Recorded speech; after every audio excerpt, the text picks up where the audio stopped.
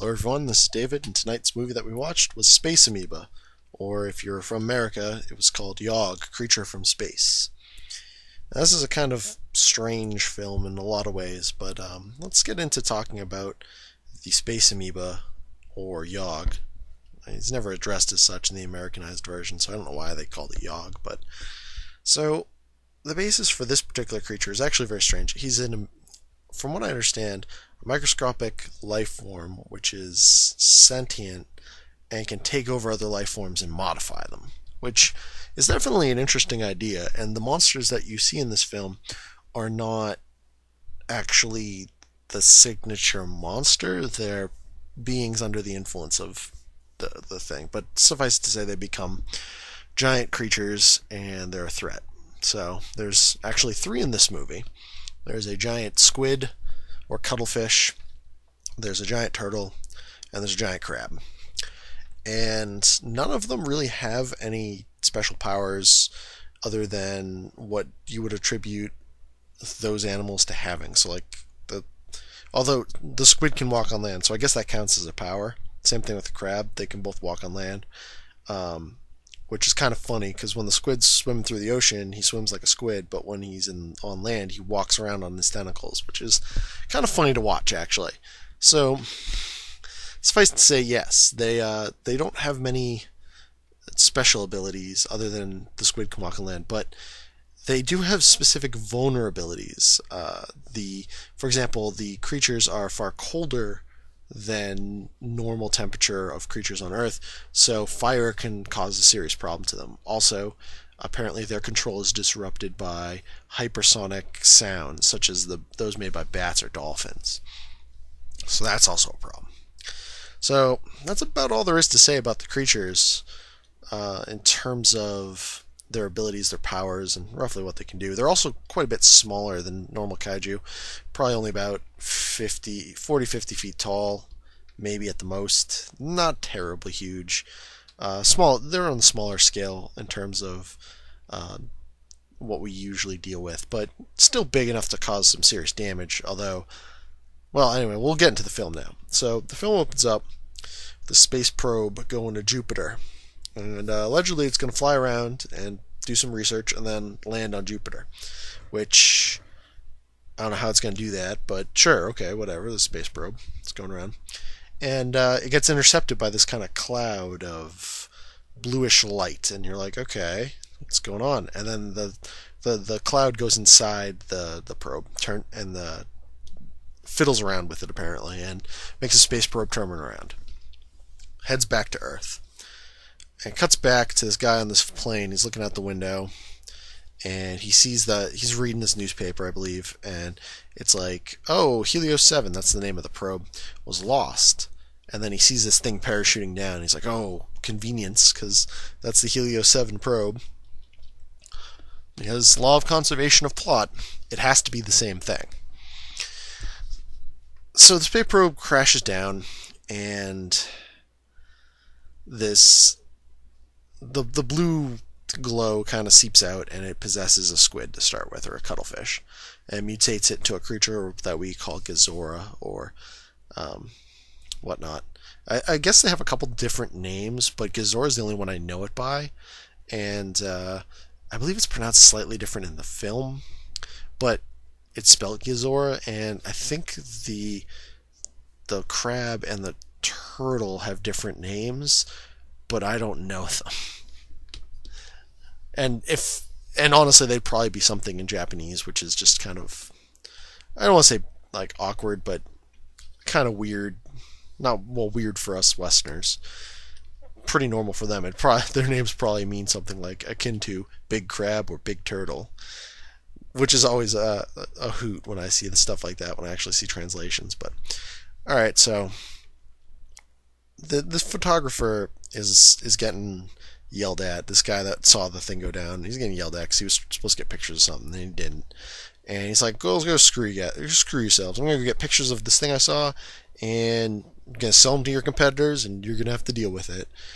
And there was this woman there that was waiting for him, and it brings him in to meet with these other people, and apparently they're building, this is a company building this resort island, and it's near where the probe went down. So he's like, okay, I don't normally do this, but there's a scientist that I'm friends with that we did like Discovery Channel stuff with, so I'll help you out. And they go to this island and they bump into. There's a lot of different characters in this one, and I never really feel like they all got developed all that much. There's like a crazy guy that lives on the island he doesn't really live on the island. He's just on the island because he's part of the company, and then his buddy gets eaten by the squid, and he's all freaked out.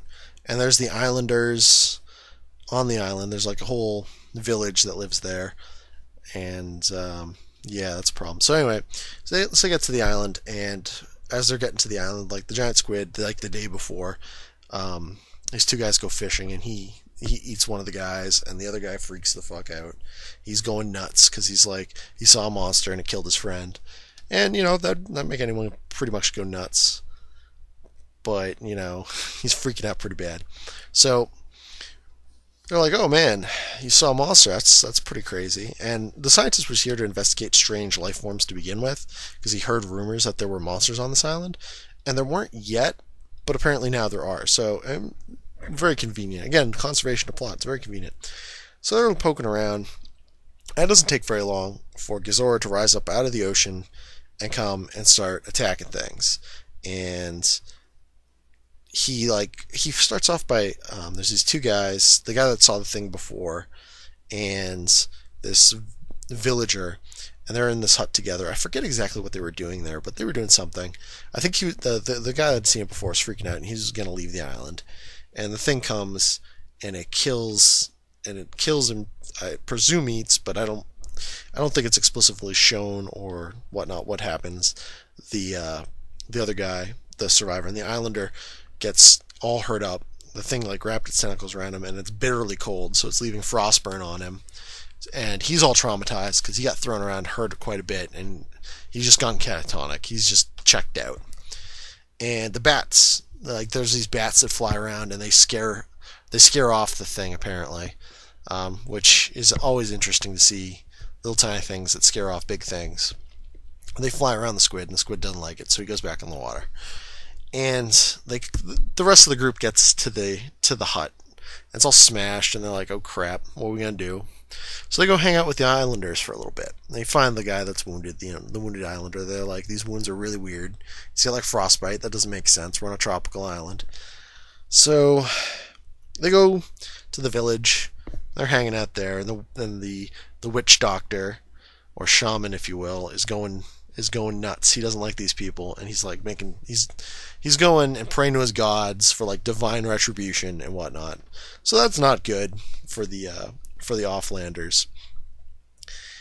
And so they're kicking around and trying to figure out what the hell's going on, because weird stuff is happening. A building got smashed, and at first they thought it was a hoax, but then Gezora rises up out of the water again and attacks the village, and everyone sees it this time, and it's just trash, and it's just trash and everything. That's a problem. But the villagers are really dismayed by this because it kills their priest, and yeah, it's a bad time. Well, conveniently though, they figure out, oh, it didn't like that fire while it was here, so and it's apparently very cold because it's frost burning people, so let's light them up. And so they lure him out by just shooting rifles at him. They lure out Gezora, and he comes running, and he's pissed. He's like, you can't shoot me, I'm a giant monster. Bullets don't work on me. And they're like, yeah, bullets might not, but we got all this convenient gasoline delivered by the plot convenience people, because that's literally what happens. They're like, man, we need some gasoline, and three crazy guys just show up with gasoline, here you go. I'm like, that's a mighty convenient, just on demand, just whatever you need right here.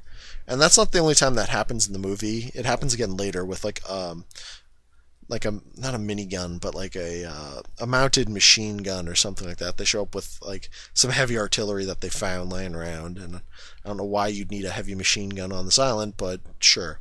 Hunting rifles, kind of understand, but a heavy entrenched weapon like that doesn't make as much sense, but whatever. Okay, so they got this gasoline, and they lure out Gezora, and they burn him pretty bad, and he goes into the ocean, and he basically dies. So they threw fire at him, and they basically wounded him enough where the blue stuff leaves. And they're like, okay, well, we defeated that. Good for us. Well, blue stuff goes into a crab, and now they got to fight a giant crab. So the giant crab, it's like the next day, and they're all happy because they defeated the monster. And this giant crab comes up, and it just starts wrecking house. And they're like, well, crap, now we got this giant crab. So they fight it, and it's chasing them, and they're fight it. And they eventually blow it up with explosives, and it's dead.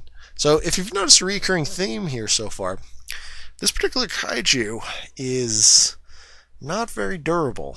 You can take him down with mundane munitions, which is interesting. But the thing about him is he doesn't stop because he just keeps coming. Like, if you blow him up, it doesn't matter because he's not the physical body isn't important with this guy. He's kind of more like a possessing spirit, if you will, which is an interesting concept. It's not quite like that, but it's close enough. So they blow up the crab, and they're all happy. They're like, yeah, we blew up the crab. That's kind of cool. And then the amoeba, if you will, possesses a turtle, and it possesses another guy. One of the other characters that's there, it possesses him. It finds him in the forest after they blow up the crab, and possesses him, and he starts going around and kills all these bats on the island that are its other weakness, because hypersonic things. And the turtle's chasing after this person. They go around, they figure out at this point that the bats are bad to the monster. So they go trying to find all the bats, and they find all the bats are dead because the guy that got possessed is going around killing all the bats. Because he's small, for some reason he doesn't get huge, only the animals get huge, which is kind of strange, but sure, whatever. And they get chased, like, two of the people get chased by the now possessed giant turtle. They get chased around, and they conveniently run into the one cave with bats, and the bats chase off the turtle. And they're like, okay, we need more bats. And we got this whole plan about gathering the bats. And it all comes to a head. And the possessed guy is like, oh, you guys got all these bats here? What you collected all these bats for? He's like, oh, because it's the monster's weakness. Oh, it's the monster's weakness, is it? Oh, that's pretty smart. Let me just destroy all these bats. And so that guy's trying to do that. And then they're like, oh man, he must be possessed by this alien. Because the scientist guy has figured out that there's probably some sort of alien doing crazy stuff. Because at this point, it's the 70s. And if there's giant monsters, they're usually either because of radiation or aliens. That's usually the reason. And he's like, gotta be aliens. And I've concluded that since these giant animals are just attacking for no discernible reason, they clearly want to take over the planet. I don't know how you leap to that conclusion. If I see a bunch of animals just kind of moping around an island being aggressive, I just figure they're aggressive animals, not an alien invasion. But, turns out that guy's 100% correct. He must have been reading the script or something. So that's what they're doing, and the aliens possess him, and then you hear their voices basically revealing their evil plan, how they have to get rid of all the humans, which I don't understand why they have to do that, but apparently they do. There's an ancient race who floats around the galaxy just conquering for some reason. They really don't need to, but sure. And, they then possess another crab, and now there's a giant turtle and a giant crab, and originally, like, the characters are like, oh crap, what are we gonna do? They would let out the bats drive them all crazy. The crab and the turtle fight each other for some reason, because apparently when the bats hit them, they disrupt the control the amoebas have, and that causes them to go nuts and kill each other. And there's a volcanic eruption that kills both of them. Very convenient. And then the guy that was possessed has enough power, like, he's enough of his own humanity left, and he jumps into the eruption too, and they all die. All of the amoebas are dead.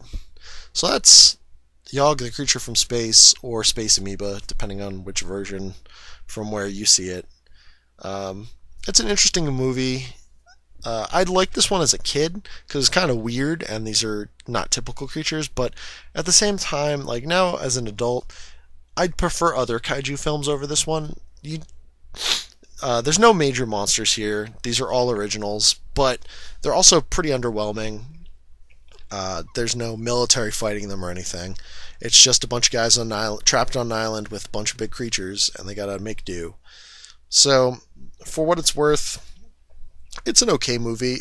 If you want to see, my recommendation here is a simple one. Or it's pretty simple. So, if you really like Toho, and I believe this is a Toho film, I'll have to double check that, but I believe this was made by Toho. It's okay.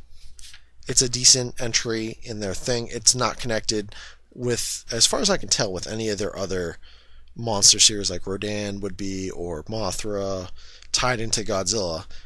These guys the only time they ever show up is in Final War, when there's a montage. They show the Space Amoeba in his Gazora form, kind of hopping around. There's another tie-in in a video game from the 80s, but that's kind of obscure at this point, and who cares at that point? They threw some other stuff in there too that doesn't make as much sense either.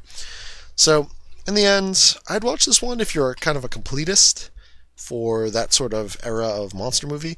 It's okay, it's watchable. It's not great. And it doesn't, the kaiju really aren't as good as other kaiju in other films. It's not as good as it probably could be. If you were a kid, this would be a great film. I was always a fan of island adventure romps with monsters. I kind of like that idea. But as an adult, it doesn't really hold up that well. I'd rather see kaiju stomping cities and being indestructible. But for what it's worth, it's okay. But I'd only watch it if I've exhausted my other things and I haven't seen this one yet. So just keep that in mind and have fun. All right, folks. Talk to you later.